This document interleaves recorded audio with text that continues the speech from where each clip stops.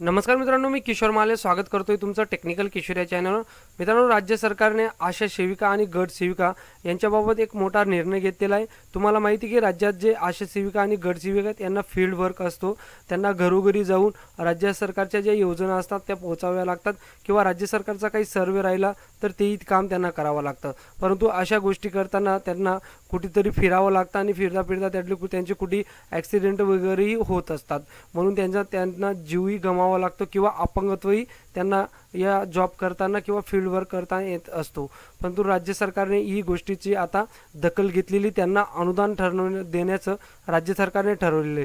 तर किती हे अनुदान राज्य सरकार त्यांना देणार आहे, कशा पद्धतीने हे प्रोसेस होणार आहे, याची A to Z माहिती मी तुम्हाला या व्हिडिओमधून देणार आहे। जरी चॅनलवर नवीन असाल तर चॅनल सबस्क्राईब करून घ्या मित्रांनो, मी अशाच राज्य सरकारच्या अपडेटेड स्कीम आपल्या चॅनलवर आणत असतो।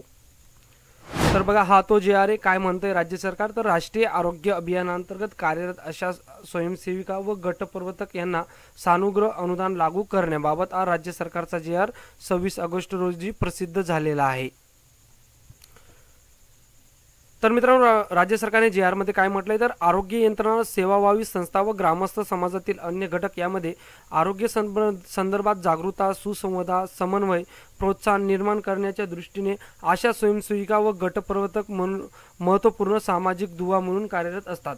राज्यातील आशा स्वयंसेविका माता आरोग्य, बाल आरोग्य, कुटुंब नियोजन इत्यादीसाठी नियमित गृहभेटी देणे हे त्यांना गरजेचं असतं।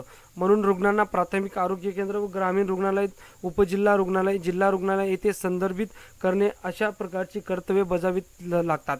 आशा स्वयंसेविका व गटप्रवर्तक यांच्या कामाचे स्वरूप विचारात घेऊन आशा स्वयंसेविका व गटप्रवर्तक कर्तव्य बजावत असताना अपघाती मृत्यू आल्यास त्यांना 10 लाख रुपयाची आर्थिक मदत राज्य सरकार करणार आहे। आणि ते जरी आपल्या ऑन जॉब रोल किंवा ड्युटीवर असतील आणि त्यांचा जरी काही अपघात झाला आणि त्याच्यामध्ये त्यांना जरी पूर्ण अपंगत्व आलं तर त्यांना 5 लाख रुपयापर्यंतची आर्थिक मदत राज्य सरकार अनुदान म्हणून करणार आहे।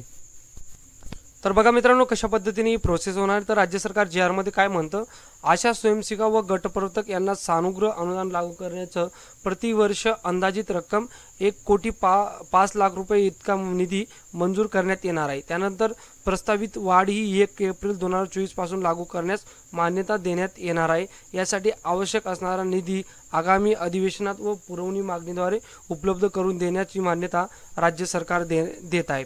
तर अशा पद्धतीने हा 26 ऑगस्ट रोजी हा JR राज्य सरकारने आशा सेविका व गटप्रवर्तक यांच्यासाठी काढलेला आहे।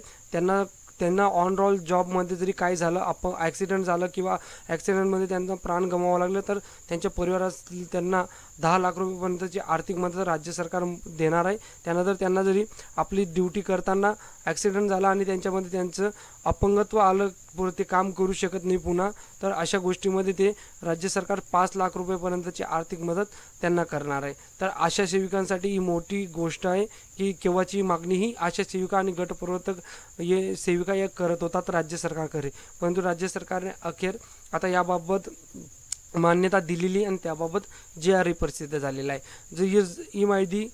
ही माहिती जास्तीत जास्त आशा सेविका आणि गटप्रवर्तक सेविकांपर्यंत पोहोचवा, जेणेकरून त्यांना ही माहिती कळेल। आणि अशाच माहितीसाठी आपल्या चॅनल सबस्क्राईब करायला विसरू नका। मी राज्य सरकारच्या अपडेटेड स्कीम आपल्या चॅनलवर आणत असतो। भेटूया पुढच्या व्हिडिओवर, तोवर जय हिंद, जय महाराष्ट्र मित्रांनो।